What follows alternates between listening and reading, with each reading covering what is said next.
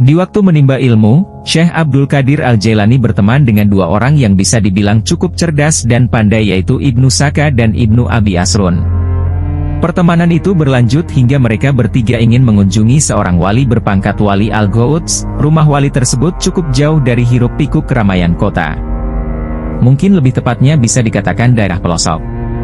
Tapi, keinginan mereka untuk bertemu sang wali tidak terhalang walau jarak yang demikian jauh, dan sudah barang tentu kunjungan mereka tak lepas dari maksud dan tujuan.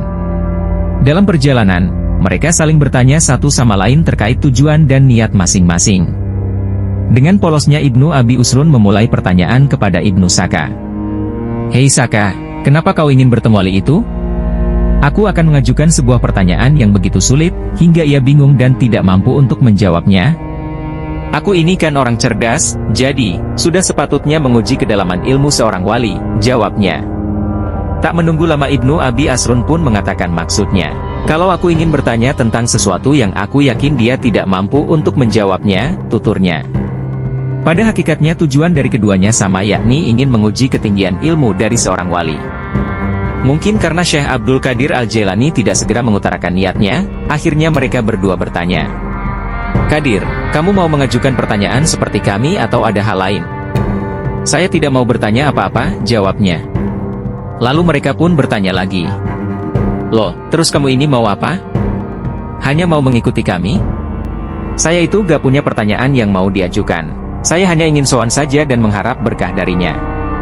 Itu saja cukup kok, karena orang seperti ini biasanya hanya disibukkan dengan kekasihnya, yaitu Allah Subhanahu wa Ta'ala," jelas Syekh Abdul Qadir Al-Jailani.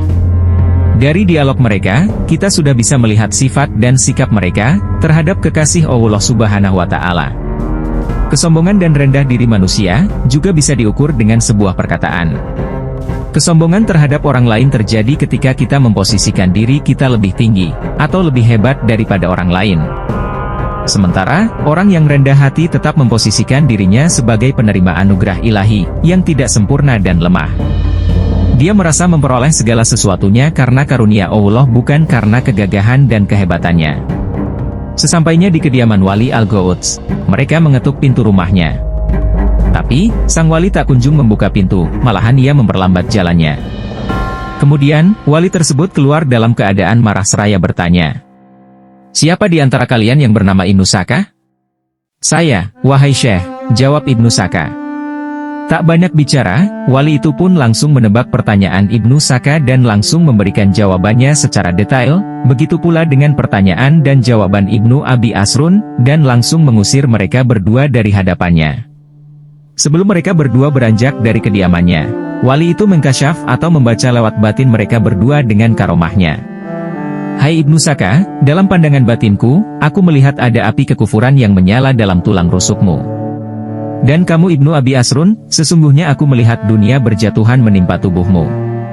Sampai pada giliran Syekh Abdul Qadir Al-Jailani, Wali Al-Ghauts hanya memandang sekujur tubuhnya, dan tak lama kemudian, ia pun berkata, "Wahai anakku, Abdul Qadir, aku tahu tujuan kamu ke sini hanya ingin berkah dariku, dan insya Allah tujuan baikmu akan tercapai."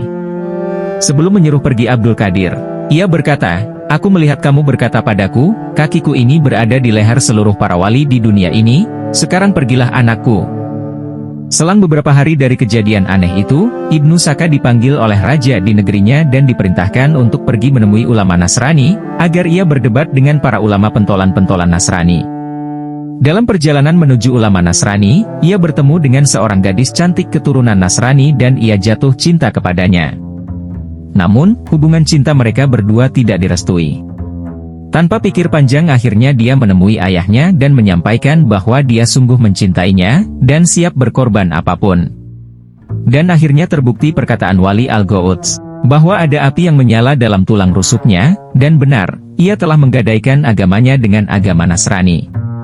Sedangkan Ibnu Abi Asrun, diberi jabatan oleh raja di negerinya untuk mengurusi harta wakaf dan sedekah, dan jabatan itu datang terus-menerus dari seluruh penjuru kota tersebut. Kemudian dia sadar bahwa ini merupakan doa dari Wali Al-Ghauts. Sementara Syekh Abdul Qadir Al-Jailani mendapatkan makom tertinggi dari Allah Subhanahu wa Ta'ala, berkat sikap rendah dirinya kepada seorang wali, dan beliau diangkat menjadi raja dari seluruh para wali di muka bumi. Pada saat mengajar muridnya, dia pun berkata seperti apa yang dikatakan Wali Al-Ghawts, kakiku ini berada di atas lehernya seluruh para wali.